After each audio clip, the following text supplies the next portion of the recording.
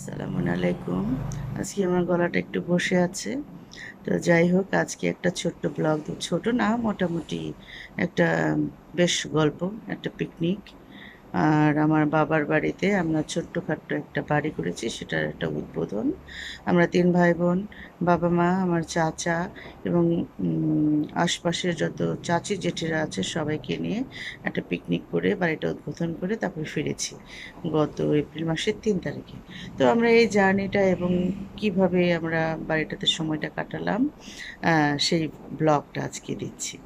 চলেন আমরা তাহলে দেখি। আমরা ঢাকা থেকে রওনা দিলাম ৬টা ২০-এ। খুব সুন্দর শান্ত স্নিগ্ধ একটা সকাল। আমাদের বাড়িতে যেতে প্রায় ২.৫-৩ ঘন্টা সময় লাগে।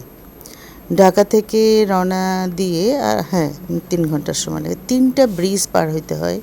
একটা হচ্ছে কাঁচপুর ব্রিজ, আরেকটা হলো মেঘনা ব্রিজ, তারপরে হচ্ছে দাউদকান্দি ব্রিজ। তারপরে আমরা দাউদকান্দি ব্রিজ পার হয়ে এটাকে কি বলে, পারে হাতের ডান দিকে আমরা যেতে শুরু করি। তো আমরা যাওয়ার পথে মোটামুটি একটা ভালো জ্যাম পেয়েছিলাম, নাহলে হয়তো বা আমরা সত্যি ২.৫-৩ ঘন্টার মধ্যে পৌঁছতে পারতাম। আমাদের শেষ পর্যন্ত পৌঁছতে কিন্তু প্রায় ৫ ঘন্টার সময় লেগেছে। আমরা এসে গেলাম মেঘনা ব্রিজ পার হয়ে সামান্য একটু যেতেই হাতের বাঁয়ে মায়ামি একটা রেস্টুরেন্ট, ভীষণ সুন্দর। সেখানে আমরা আগেই পৌঁছে গেছি। তারপরে আমার ভাই বোনের জন্য অপেক্ষা করতেছি, আব্বা আম্মাদের গাড়ির জন্য। আমার আব্বা আম্মা আমার ভাইয়ের গাড়িতে ছিল, আর আমার ছোটো বোন তার নিজস্ব ইয়েতে আসছিল, তার গাড়িতে। তো আমরা তাদের জন্য ওয়েট করছিলাম। ভীষণ সুন্দর পরিবেশটা ছিল। আমরা ভেবেছিলাম যে পরিবেশটা ভালো, ঠান্ডা, শান্ত যাবে। হ্যাঁ, কারণ তখনও এরকম তীক্ষ্ণ রোদটা উঠে নাই, তীব্র তাপ দাহটা আমরা তখনও টের পাই নাই। কিন্তু ভীষণভাবে একটা জ্যামে পড়েছিলাম, সেটা কাঁচপুর ব্রিজ পার হওয়ার আগে, মানে তখনও কাঁচপুরে উঠি নাই, তার আগেই নারায়ণগঞ্জ সিদ্ধিরগঞ্জ, ওখানে আমরা খুব বেশি একটা জ্যামে পড়েছি। আচ্ছা যাক, আমার হাজব্যান্ড আমার ছোটো ভাই বোনদের গাড়ির জন্য অপেক্ষা করছে, ওরা কখন আসবে। পরে আমি বললাম চললেন আমরা ভিতরে চলে যাই, ওদের জন্য টেবিলটা তো বুকিং দিতে হবে। পরে শাহেদ আমার সাথে বললো হ্যাঁ ঠিক আছে চলে যাই। আর এই বেচারা হয় কি, যত ভোরে উঠবে তত তাড়াতাড়ি তার খিদা লেগে যাবে। আসলে ড্রাইভ করে আসছি এবং অনেক ভোরে উঠেছে। ৫টায় উঠে এই যে এখানে আমরা ৮টা ৮:৩০টার সময় পৌঁছালাম, প্রায় ৩ ঘন্টা, ৮:৩০টার একটু একটু আগে, ৮টায় বোধ হয়।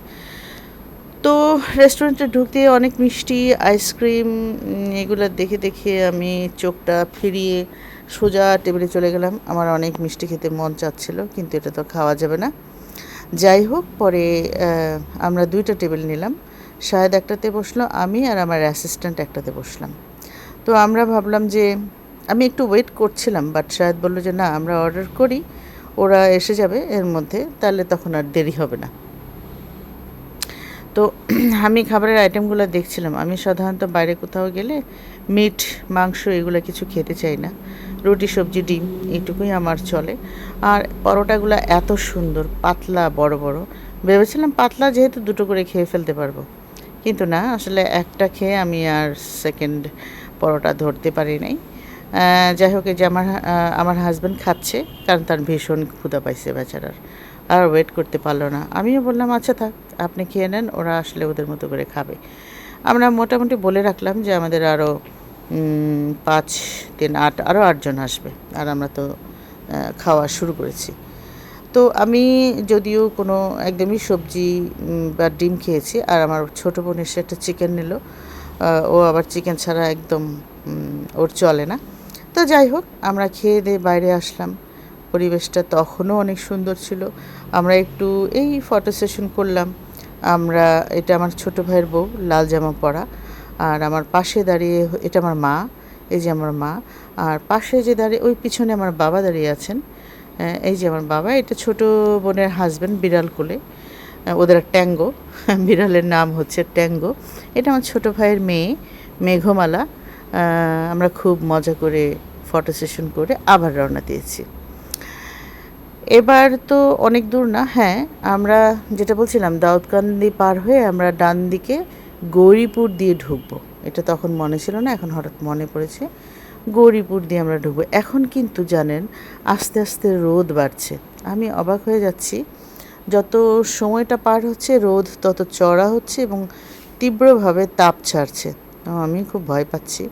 গ্রামের বাড়িতে গরম লাগলে অনেক, বাড়িতে পৌঁছে গেছি কিন্তু অনেকটা সময় লেগেছে। ওই যে বললাম 5-5.5 ঘন্টায় আমরা বাড়িতে এসে পৌঁছেছি। এই হচ্ছে আমাদের বাড়ি, এই একটা বেডরুম আর এই একটা বেডরুম। ওই আমার ভাইয়ের মেয়েটা বসে একটু রেস্ট নিচ্ছে, উপরে ফ্যান আজকেই ফিট করেছি। আর আমাদের খুব লম্বা একটা বারান্দা করেছি, যে আলাদা আলাদা ছোট ছোট বারান্দা করিনি। এটা ওয়াশরুম, একবারেই টয়লেট ওয়াশরুম একসাথে, সবাই তো তাই করে, তো গ্রামের বাড়িতে আমি এইটাই করলাম। তো মনে হয় আরও 2টা করতে হবে, সেটা হচ্ছে আমাদের আরও বাকি 2টা বেডরুমের সঙ্গে এটা টয়লেট করতে হবে, ওয়াশরুম করতে হবে। আমাদের বাড়িতে ঢুকতেই ছোট্ট একটা বসার জায়গা, সিমেন্ট দিয়ে করেছি। এখানে একটু বসে আড্ডা টাড্ডা দিল বাপ চাচারা, কিংবা আমরা ভাই বোনেরা কখনোই দিলাম। আমার বাড়ির উঠান হচ্ছে এইটা, ছোট্ট একটা উঠান। জলপাই গাছ আছে, লটকন আছে, লিচু আছে, নারকেল আছে, কাঁঠাল গাছ আছে, তারপরে শরীফা গাছ যেটা ওটা আছে, পেঁপে তো আছে, একদম কর্নারে একটা পেঁপে গাছ আছে। আমি এখানে রান্নাটা বসাবো। রান্না বসানোর জন্য মাটির চুলা ঠিক করেছে, আমরা কাঠকয়লায় রান্না করব। এটা আমার ভাতিজা নাবিল দাঁড়িয়ে আছে, ও দেখছে আমরা কিভাবে কি করব। তবে এই জিনিসগুলাই না একটা কোনো আয়োজনে ভালো লাগে। ঢাকা থেকে সব রান্না করে নিলে তো আর ভালো লাগতো না, ওইগুলোই সব করেছি। এখন আমরা কাচ্চি বিরিয়ানি করব, তাই আমরা চালটা সেদ্ধ করছি। এবং এই সম্পূর্ণ কাচ্চি বিরিয়ানির সেটআপে শাহেদ আমাকে অনেক হেল্প করেছে। যে কোনো আয়োজনে, যে কোনো গেস্ট বা বাসায় কোনো আপ্যায়নের বিষয় হলে শাহেদ কিন্তু সত্যি আনলিমিটেড হেল্প করে, অসম্ভব হেল্প করে। আমাদের এইটা হচ্ছে ড্রয়িং কাম ডাইনিং প্লাস রান্নাঘর একসাথে, একটু বিদেশি স্টাইলে করেছি। আমার চাচারা পছন্দ করতে চাইছে না, আমার গ্রামে যে চাচা থাকেন আর কি, উনি বলছেন না রান্নাঘরটা আলাদা করে এসে। আচ্ছা যাই হোক, এখন আর সেটা শুনিনি, আপাতত আমি সাজিয়ে নিয়েছি, পরেরটা পরে দেখা যাক। তো শাহেদ ভাতের স্তরটা খুব সুন্দর করে বিছিয়ে দিল, একটা স্তর। আর আমার ভাইয়ের বউ ভেরি সুইট রুমা, সে অবসর থাকে না। আমি তাকে বললাম থাকো, একটু রেস্ট নাও, মানে এত পরিশ্রমের দরকার না। সে ঘুরঘুর করছে আমাদের সাথে, একটুও বসে থাকছে না। আর ওকে আমরা মাঝে মাঝে বেশ দায়িত্ব দিয়ে চাপিয়ে দেই, একটুও চাপ মনে করে না। সে কিন্তু খুব হাসি মুখে সব দায়িত্ব পালন করে, খুবই সুইট মেয়ে। আর এটা হচ্ছে আমার আরেকটা ভাতিজা, এটা হচ্ছে আমার এক চাস্তো ভাইয়ের ছেলে। ও আমাকে খুব হেল্প করে, বাড়িতে গেলে ওদেরকে নিয়েই আসলে আমি কাজগুলো করি এবং ওদের সহযোগিতায়। এটা আমার মা ঘুরঘুর করছে সারা বাড়িতে, এদিক ওদিক যাচ্ছে, আমাদের রান্নার তদারক করছে, দেখছে কোনটা কী দিচ্ছি। আসলে না আমার আম্মা একটু দুর্বল হয়ে গেছেন। তো যাই হোক, আম্মাকে বেশি চাপ দিচ্ছি না, আম্মাকে সঙ্গে পেয়ে অনেক বেশি আনন্দিত। আমরা ভেবেছিলাম আম্মা না অসুস্থ হয়ে পড়ে আনতে পারবো কি না, কিন্তু না, ভদ্রমহিলা খুবই মনের শক্তি নিয়ে সুন্দর ঘোরাঘুরি করছে। তো এইটা আমি এনজয় করছি। তো একটা স্তর দিয়েছি, আরেকটা স্তর ঢাললাম কেবল, কারণ নতুন চুলা দিয়েছি তো, লাগিয়েছি নতুন চুলা, তাপ হতে অনেক সময় নিচ্ছিল। তো যাই হোক, আল্লাহ ভরসা করে সেকেন্ড পলেস্তারাটাও দিলাম। আমি ছিটাচ্ছি হচ্ছে যে শুকনা মিশ্রণটা আমরা কাচ্চি বিরিয়ানির উপরে দেই, এটা হচ্ছে পেঁয়াজ বেরেস্তা, আলু বোখারা, মাওয়া ইত্যাদি ইত্যাদি। আর আমি যেহেতু বিরিয়ানি পোলাওতে কোনোভাবেই কিন্তু আমি ব্যবহার করি না, এটাকে কি বলে, গোলাপ জল এবং হচ্ছে একটা সুগন্ধি দিই না, কেওড়ার জল এবং বিরিয়ানি সেন্ট, এগুলো আমি কিচ্ছু ব্যবহার করি না। গোলাপের পাপড়ি ব্যবহার করি, শুকনো গোলাপের পাপড়ি। আমি ওই মানে পর্যায়েতেই ওইভাবেই ওই প্রসিজিওর মেনটেন করেই আমি আমার বিরিয়ানিটা রান্না করি। তবে এবার কি হলো জানেন, আমি ওভার কনফিডেন্ট ছিলাম আমার বিরিয়ানি অনেক সুন্দর হবে, বাট ফাইনালি বিরিয়ানিতে একটুখানি ধরে গেছে। তো আমার ছোট বোনের হাজব্যান্ড কিন্তু আমাকে বারবার সতর্কবাণী দিয়েছিল, আপু অনেক জোরে আগুনটা জ্বলছে, একটু কমিয়ে দেন, নাহলে মাংস ধরে যাবে। আমি না ওর কথা শুনলাম না, আমি জোরে জাল করে বসিয়ে দিলাম। ঢাকা থেকে কয়লা নিয়ে গেছি, আমার একবারও মনে হয় না যে ওখানে তো কয়লার অভাব নাই।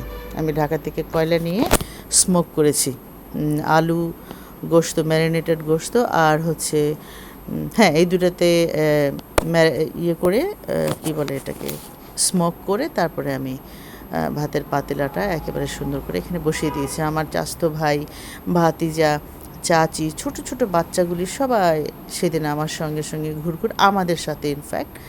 আর আমি ময়দা বা আটা গুলে এই আটা দেই নেই। শেষ পর্যন্ত আমি ঢাকা থেকে আমার ফয়েল প্যাকেটটা নিতে ভুলে গেছি, তাই জন্য আজকে বাধ্য হয়ে ওড়না ভিজিয়ে এটা দিয়ে আমি দমটা দিলাম। খারাপ হয়নি, দম খুব সুন্দর হয়েছে। এখন ওরা এটা ধরে নিয়ে যাবে, বসাই দিবে, আমিও থাকবো, কেমন করে আগুনটা জ্বলছে এগুলো দেখবো। আমার বোন পিছন পিছন যাচ্ছে, আমি এটা পাঠিয়ে দিলাম, চুলায় বসাবো। আমার হাজব্যান্ড আর আমার ভাতিজা, এটা আমার ছোট বোন, ও যাচ্ছে দেখতে, ওর ভীষণ এনজয় করতেছে। আমার ছোট ভাই বোন এবং ভাইয়ের বউটা যতটা এনজয় করেছে আমার তাতেই ভীষণ আনন্দ হয়েছে। আমার ভাই বোনেরা হ্যাপিলি থাকলে, ওরা সুখী থাকলে, ওদের হাসিটা যদি অনেক সুন্দর থাকে তাহলে আমার আর কিচ্ছু লাগে না। হ্যাঁ, আমার মনে হয় যে ঠিক আছে, এই শান্তিটাই ওরা পাক। আমি ওদের শান্তির জন্য অনেক কিছু করি, ভালো লাগে আমার, ওদের এনজয়মেন্টটাকে আমার ভালো লাগে। এই যে এই আগুন দেখেন আপনারা, এটা কি খুব বেশি আগুন ছিল? এটাতেই আমার পাতিলের গোশত একটু পুড়ে গেছে, কিন্তু সব কিছুর পরে এই এই পুড়ে যাওয়া মাংসের যে বিরিয়ানিটা, পোড়ার কোনো গন্ধ ছিল না। এবং শেষ পর্যন্ত আমি ধরেন 30-35 জনের আয়োজন করেও 42-43 জনকে খাইয়েছি।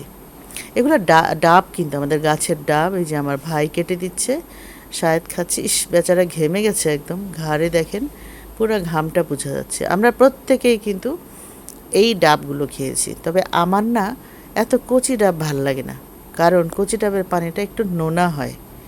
মিষ্টি পানি খেতে হলে ডাবটা একটু নারকেল হয়ে আসতে হয়, তাইলে ওইটা খেতে ভালো লাগে। এখন দেখেন বোঝা যাবে, এটা আমার বোনের হাজব্যান্ড পাঞ্জাবি পরে এসেছে এবং সে বাড়াবাড়ির দায়িত্ব নিয়েছে যে বেড়ে খাওয়াবে। ও ভীষণভাবে আপ্যায়ন করতে ভালোবাসে মানুষকে। সে আমাকে প্রথম একটু ছোটো মোটো করে টিপ্পনি কাটলেও শেষে সেই কিন্তু আবার একটা বুদ্ধি বের করেছে। সে বলতেছে, আপা শোনেন, আমি বলেছিলাম তবু আপনি পুরালেনি যেহেতু, দেখি কেমন হয়, দেখি মানুষ কি বলে। ও দেখছে মানুষ খাচ্ছে, কেউ বলছেই না যে পোড়ার গন্ধ, বাট মাংসটাতে একটু পোড়া লেগেছে। তারপরে একটা বুদ্ধি পেলাম, ও বলল আর আমার এক ভাতিজা বলল যে না, এটা হচ্ছে মাটন গ্রিলড অথবা মাটন বারবিকিউ বিরিয়ানি। আমি তো নাম পেয়ে গেলাম এবং দেখলাম কি প্রত্যেকটা মানুষ, এই যে আমার বোন স্বামীর সেবা করছে, হাজব্যান্ড ভাত নাড়াচাড়া করছে, মানে বিরিয়ানি কাটছে, আর সে ফ্যান নিয়ে দাঁড়িয়ে আছে। আমার ছোটো ভাইয়ের বউ এসে একটু টিপ্পনি কাটলো তার আমার ছোটো বোনকে। যাই হোক, শেষ পর্যন্ত খাওয়া দাওয়াটা খুব মজা হয়েছে। হ্যাঁ, আমরা কিন্তু রোস্ট ঢাকা থেকে বানিয়ে নিয়ে গিয়েছিলাম, ওখানে রোস্ট রান্না করতে আসলে সময় পেতাম না। তো যাই হোক, কারণ আমরা ওই দিন গেছি সকালবেলা গিয়ে এটা আমার চাচা, আমার আব্বার ইমিডিয়েট ছোটোজন, হ্যাঁ, তো উনি খাবেন। ওনার আবার খাওয়া নিয়ে অনেক ধরনের বায়নাক্কা থাকে, তবু দেখলাম খুশি মনে খাসির বিরিয়ানি সে ভীষণ মজা করে খাইলো। আর পোড়াটা সে উল্লেখ করেছে, সে দেখেছে পোড়া, কিন্তু সে আমাকে বললো না, একটা বারবিকিউর টেস্ট আছে। মনে করেন যে ভুল করেও আমি উতরাই গেছি। আমার ছোটো ভাই বোন এবং আমার বাবা, চাচা, মা, চাচিরা আমাকে উদারভাবে এই পুড়ে যাওয়া বিষয়টাকে উদারভাবে দেখেছে এবং অত্যন্ত তৃপ্তি করে খেয়েছে। এটা প্রথম ব্যাচে আমার বাবাও বসেছে, বাবা কথা বলছে আর ছোটো ভাইদের খাওয়া দাওয়া দেখছে। আমার বাবাই সবার বড়। তো আমি অবশ্য এই খাবার আমার অন্যান্য চাচিদেরকেও দেখেছি খুব মজা করে খাচ্ছে এবং ওরাও বলছে, কই পোড়া তো লাগে না, কই গন্ধ তো পাই না। তো যাই হোক, আমি শেষ পর্যন্ত উতরাই গেলাম আর কি। ভালো লাগছে আমার বিষয়টা, যে আমি পার পেয়ে গেছি। কিন্তু এটা আমার একটা শিক্ষা যে মিঠু হচ্ছে আমার বোনের হাজব্যান্ড, ছোটো বোনের হাজব্যান্ড। ও আমাকে একটা আইডিয়া দিল যে আমরা যদি কখনো কাচ্চি বিরিয়ানিটা কাঠকয়লার আগুনে করি তাহলে আসলে 10 মিনিট জোর জালে দেওয়ার দরকার নাই। ওইটা কয়লা করে নিয়ে কয়লার উপরে পাতিলটা বসিয়ে রাখলে ওই তাপে তাপে আসলে গোশতটা সিদ্ধ হয়ে যাবে। খামাখা নিয়ম ফলো করতে গিয়ে আমি একটা ধরা খাইলাম। তো মিঠুর প্রতি আমি কৃতজ্ঞ। এইটা মেঘমালা, ও খাচ্ছে বাইরে বসে। তো যাই হোক, আমার কৃতজ্ঞতা, স্নেহ সব কিছু মিলেমিশে একাকার অবস্থায় আমি সময়টা পার করেছি। আর এই যে পুডিংটা দেখলেন, এই যে আমার আম্মা আসলে ভীষণভাবে দুর্বল হয়ে গেছে, হাঁটতে পারে না। এক সময়কার ভীষণ ডাকসাইটে মহিলা, জিএসবিতে চাকরি করতেন উনি, এখন রিটায়ার্ড অবস্থায় আছেন। উনি খুব দুর্বল হয়ে গেছে, কিন্তু আমার আব্বা খুব চেরিশড। আমার আব্বার মনটা অনেক বেশি আনন্দিত থাকে, অসুখ বিসুখের যন্ত্রণাটাও খুব কম ফিল করে হয়তো অনেক বেশি, কিন্তু বলে না আর কি। দাদার বাড়ি খাওয়া দাওয়া শেষ করে আমরা, এটা আমার মামার বাড়ি, এখানে এসেছি মাত্র। তো এটা বোধহয় কোণে দেখা আলো বলে, হ্যাঁ, সূর্যটা ডুবে ডুবে যায় এই সেই সময়কার আলোতে আমরা এসে এই বাড়িতে উঠলাম। এটা আমার ছোটো বোন নাবিলের ওয়াইফ, নাবিল হচ্ছে আমার ভাতিজা, এখানে মামাতো ভাইয়ের ছেলের বউ, আমার হাজব্যান্ড। মোবাইলিং করছে আমার আব্বা, গল্প করছে, বেশ ভালো লাগলো। এইগুলি সব শেষ করে আমরা কিন্তু মামার বাড়িতে পোলাও, তারপরে চিকেন, তারপরে পিঠা লাঠা অনেক কিছু খেয়ে আবার বাক্সবন্দি করে নিয়েও এসেছি। হ্যাঁ, আমার ভাবি আমাদেরকে ভীষণভাবে প্যাম্পার করে, খাবার দাবার সে দিয়েই দিবে, মাঠের জমি থেকে শাকসবজিও তুলে আনবে এবং সেগুলো আমি নিয়ে আসি। আমার ভীষণ ভাল লাগে মামার বাড়ি যেতে। আমরা মোটামুটি 8:30 9টায় রওনা করলাম এবং দেখেন 9টার সময় এসে কিন্তু আমরা সারা রাস্তায় মাত্র 3 ঘন্টায় ঢাকায় এসেছি। কোথাও কোনো জ্যাম ছিল না, শুধু ট্রাকের লাইন ছিল। তো ট্রাকের লাইন থেমে নেই, ওরা প্রতিযোগিতা দিয়ে চালাচ্ছে, আমরা যাচ্ছি। ও ফাঁকে বলি, এটা ওদের পুকুর, আমার মামাতো ভাইদের পুকুর, বাড়ির পাশে। আমার ভাইয়ের মেয়ে মেঘ, সে মাছ ধরবে, চেষ্টা তদবির করলো, কিন্তু কিছু পেল না। এই যে সন্ধ্যা নেমে গেল একদম। এটা আমার ভাই, ছোট ভাই, ওর মেয়ের জন্য পিছনে এসে দাঁড়িয়েছে। পুকুর যে সন্ধ্যাবেলা ভয় পায়। তো এই আমরা রওনা দিচ্ছি, এখনই রওনা দিলাম, সন্ধ্যা হয়ে গেল। আমরা জাস্ট 3 ঘন্টার মধ্যে ঢাকায় এসে পৌঁছেছি। আমার বাসায় আমি ঠিক 12টায় ঢুকেছি, আমরা 9টায় বেরিয়েছি, তো 12টায় আমার বাসায় ঢুকেছি। আর আমার আব্বা আম্মা শেওড়াপাড়া থাকেন, ওনারা ঢুকেছে ঘরে জাস্ট